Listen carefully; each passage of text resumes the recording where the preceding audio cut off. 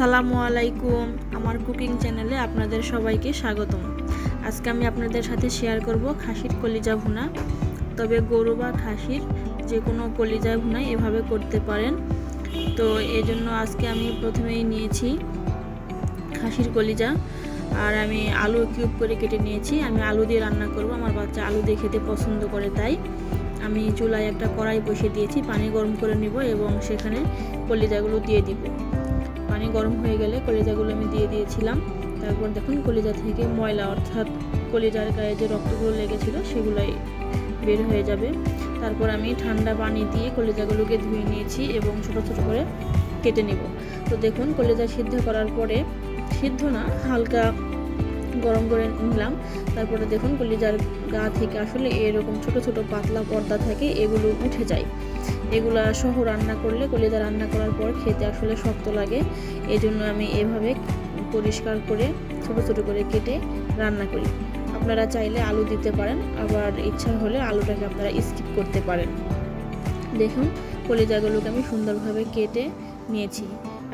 চুলায় একটা কড়াই বসিয়ে দিয়ে তেল দিয়ে দিব এবং তেল গরম হয়ে গেলে পেঁয়াজ কুচিগুলো দিয়ে দিলাম। এরপর আমি গরম মশলাগুলো একে একে দিয়ে দিব।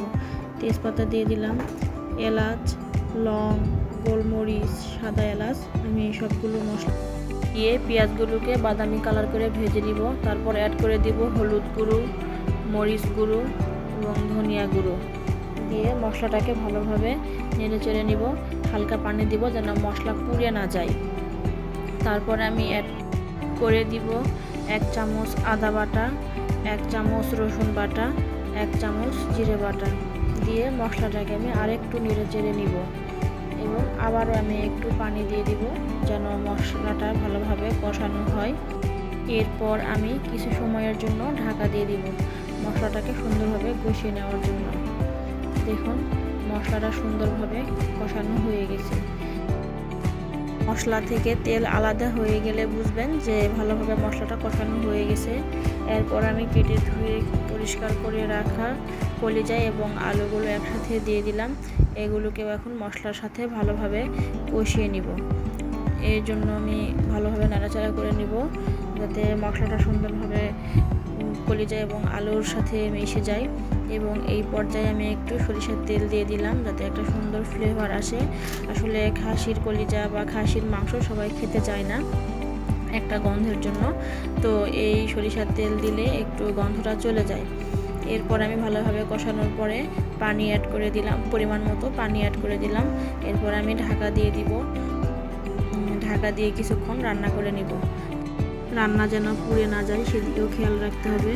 তো আমি ঢাকনা খুলে দেখি যে না, এখনও পানি আছে, আবার ঢেকে দিলাম। তারপর আবার একটু নাড়াচাড়া করে দেখছিলাম যে আসলে আলু কলিজা সিদ্ধ হয়েছে কিনা। তো দেখলাম যে না, সিদ্ধ হয় নাই। পরে আবার ঢাকা দিয়ে দিলাম এবং প্রায় পানি শুকিয়ে গেছে। আমি কষানোর জন্য আবার পানি দিয়ে দিলাম এবং আবার ঢাকা দিয়ে দিলাম। এভাবেই বারবার কষিয়ে নিয়ে রান্না করতে হবে। আমার রান্না প্রায় শেষ পর্যায়ে। এখন আমি দুটো কাঁচামরিচ ফালি করে দিয়েছি, ভাজা জিরার গুঁড়া দিয়ে দিলাম, এতে করে একটা সুন্দর ফ্লেভার আসে। ঢাকনা খোলার পরেই একটা কাঁচামরিচের ফ্লেভার পাওয়া যায়। বাস হয়ে গেল আমার কলিজা ভুনা। দেখতে অসম্ভব সুন্দর লাগছে। আসলে এটা খেতেও বেশ মজা লাগে। কার কার খেতে ভালো লাগে অবশ্যই কমেন্ট করে জানাবেন। আর আমার রান্না ভালো লাগলে আমার চ্যানেলটাকে সাবস্ক্রাইব করে দিবেন। আল্লাহ হাফেজ।